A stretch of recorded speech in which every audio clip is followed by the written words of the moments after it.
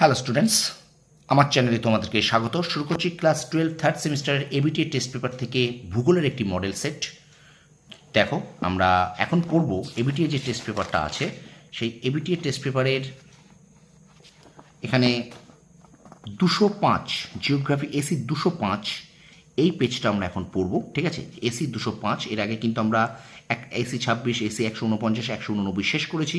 ঠিক আছে, তো এসি 205-এর যে মডেল সেটটা আছে রায়মাটি এবিটিএ টেস্ট পেপারে ভূগোল তোমাদের ক্লাস 12-এর থার্ড সেমিস্টারের, তো সেটা আমরা এখন পড়ব। দেখো, এটা এসি 205 পৃষ্ঠা। ঠিক আছে, চলো শুরু করি ক্লাসটি প্রথম থেকে শেষ পর্যন্ত, খুব মন দিয়ে দেখবে। দেখো, নিম্নলিখিতগুলির মধ্যে কোনটি মহাদেশীয় সঞ্চরণের জন্য দায়ী শক্তিগুলির একটি?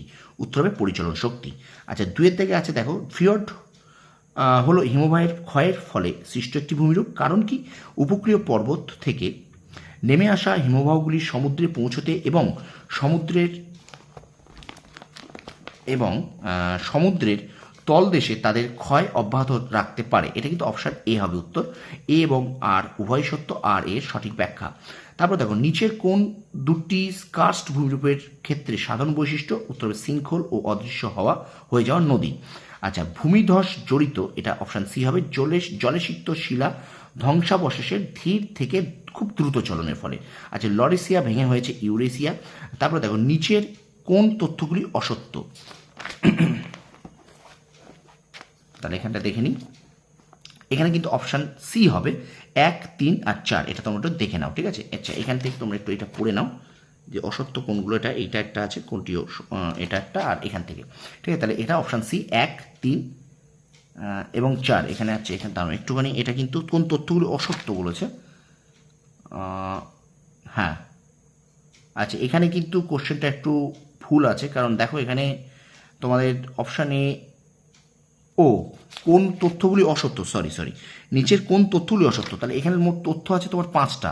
তাহলে 1, 3, 4 এই তিনটে কিন্তু অসত্য। ঠিক আছে, তাহলে একটা ফলস, 1 ফলস, 3-এরটাও কিন্তু ফলস, আর 4টাও ফলস, অর্থাৎ 1, 3, 4 এই অপশান সিটা হবে উত্তর। এই তথ্যগুলো কিন্তু ভুল, অর্থাৎ অসত্য। আচ্ছা, কোন সমুদ্রে লবণতার হার সর্বাধিক? আটলান্টিক মহাসাগর। আচ্ছা, দুটি বিবৃতি আছে, দেখো বিবৃতিগুলোর মধ্যে সত্য মিথ্যা আছে, কোনটি সঠিক? তো এখানে অপশান সি হবে উত্তর। 1 এবং 2 উভয় সঠিক। এই যে বিবৃতি 1 আর বিবৃতি 2 দেখে নাও, তাহলে অপশান সি হবে। আচ্ছা, এবার দেখো 9 থেকে বলছে একটা তোমার স্তম্ভ মেলাও আছে, এখানে অপশান ডি হবে। 1-এর 3, 2-এর 4, 3-এর এর 3, বির 4, সির 1, ডির 2। কি বললাম? এর 3, বির 4, সির 1, 2-এর ডি এর 2। ঠিক আছে, সির 1, 2-এর ডি এর 2। ওকে, অপশান এ হবে উত্তর। দাবি দেখো, ধোঁয়া যোগ কুয়াশা সমান ধোঁয়াশা। আর কারণ বলছে শিল্প কারখানা, যানবাহন থেকে নির্গত দূষিত গ্যাস ও বায়ুতে ভাসমান বস্তুকণার সঙ্গে আলোক রাসায়নিক প্রক্রিয়ার ধোঁয়াশার সৃষ্টি। এটা অপশান বি। এ ও আর উভয় ঠিক, কিন্তু আর এর সঠিক ব্যাখ্যা। আচ্ছা, গভীর সমুদ্রে যে ধাতবীয় নুড়ি থেকে পাওয়া যায় সেটা হলো ম্যাঙ্গানিজ। গভীর সমুদ্রে যে ধাতবীয় নুড়ি থেকে পাওয়া যায় সেটা হলো ম্যাঙ্গানিজ। আচ্ছা, এখানে দেখো 1, 3, 4 ও 1, 2, 3, 4 এর সঠিক বিকল্পটি বেছে নিয়ে একটি সম্পূর্ণ করো। বেছে নিয়ে একটি সম্পূর্ণ করো। কী বলেছে দেখে নিই। আচ্ছা, এখানে দেখো অপশান বি হবে উত্তর। ঠিক আছে, অপশান বি হবে। এই চিত্রটা দেখে দেখো, অপশান বি হবে উত্তর। 12 দাগের উত্তর অপশান বি। আচ্ছা, 13 দাগে বলছে প্রবহমান জল যে প্রকার বাস্তুতন্ত্রের উদাহরণ সেটা হলো লোটিক। আচ্ছা, নিচের কোন তথ্যগুলি সত্য? তাহলে এখানে অপশান সি হবে উত্তর। 1, 2 এবং 4 এই তথ্যগুলি কিন্তু সত্য। পরে দেখো, যে খাদ্য শৃঙ্খলে উৎপাদক স্তর থেকে শক্তি ধাপে ধাপে তৃণভোজী ও মাংসাশী প্রাণীদের মধ্যে সঞ্চারিত হয় তাকে যে প্রকাশ খাদ্য শৃঙ্খল বলে সেটা হলো ডেট্রিটাস। আচ্ছা, এবার পার্ট বি চলে যাই। কোন দশকে ভারতের জনসংখ্যার বৃদ্ধির হার ঋণাত্মক? 1911 থেকে 1921। পশুপালক যাযাবর গোষ্ঠীর ঋতুভিত্তিক পরিব্রাজনকে বলা হয় ট্রান্সহিউম্যান্স। আচ্ছা, জনবিবর্তনের কোন পর্যায়ে জনসংখ্যা বৃদ্ধির হার শূন্যে পৌঁছায়? তৃতীয়। বন্যাপ্রবণ অঞ্চলে যে ধরনের জনবসতি গড়ে ওঠে? শুষ্ক বিন্দু। এবার চলো আমরা চলে যাই 20 দাগে।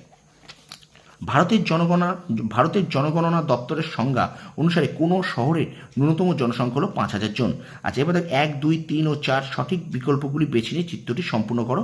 এটা কিন্তু হবে অপশান সি উত্তর হ্যামলেট বসতি, গোষ্ঠীবদ্ধ বসতি, বিক্ষিপ্ত বসতি আর রৈখিক বসতি, অপশন সি হবে উত্তর। ঠিক আছে, আচ্ছা এবার দেখো এখানে কি বলেছে, উপরের চিত্রটি কোন প্রকার জনসংখ্যা পিরামিডকে চিহ্নিত করে, এখানে অপশন সি হবে ক্রমবর্ধমান জনসংখ্যা পিরামিড। ওকে, আচ্ছা 23 দেখো বলেছে উপরের চিত্রগুলি অনুসারে সঠিক বিকল্প চিহ্নিত করো, অপশন ডি হবে। এটা একটা হবে ধনাত্মক জনসংখ্যা বৃদ্ধি, দুইটা হবে ঋণাত্মক জনসংখ্যা বৃদ্ধি, তিনটা হবে শূন্য জনসংখ্যা বৃদ্ধি। ঠিক আছে, তো প্রশ্নগুলো এই মডেল সেটটা কিন্তু যথেষ্ট কঠিন, সুতরাং এই ধরনের প্রশ্ন কিন্তু তোমাদের পড়বে, সুতরাং অবশ্যই তোমরা মন দিয়ে টেক্সট বইটা ভালো করে পড়ো খুঁটিয়ে। ঠিক আছে, আর অবশ্যই তোমরা যে স্যারের কাছে পড়ছো তার কাছেও যেগুলো আছে, যে তিনি যে নোটসগুলো দিয়েছেন তোমাদেরকে সেগুলো খুব ভালো করে পড়তে হবে, কারণ এগুলো কিন্তু যথেষ্ট কঠিন একটা মডেল সেট এটা। ঠিক আছে, তোমরা এগুলো যদি বইটা না পড়ো করতে পারবে না। এবার দেখো বলছে একটা স্তম্ভ মেলাও আছে, এখানে স্তম্ভ হলো অপশান এ হবে উত্তর, এর 4, বির 5, সির 1, ডির 3, ইর 2। ঠিক আছে, এখানে আবার 5টা স্তম্ভ মেলাও দিয়েছে। ওকে, তাহলে এর 4, বির 5, সির 1, ডির 3, ইর 2, তাহলে স্তম্ভ হলো অপশান এ হবে উত্তর। এবার দেখো এখানে একটা অনুচ্ছেদটি মনোযোগ সহকারে পড়ে 26 এবং 27 নম্বর প্রশ্ন উত্তর দাও। এখানে কিন্তু এটা একটু তোমরা একটু পড়ে নাও, আমি আর পড়ছি না এই অনুচ্ছেদটা। দেখো কি বলছে প্রশ্ন, নিচের কোন প্রকার শক্তিটি অফুরন্ত, এটা হলো বায়োগ্যাস।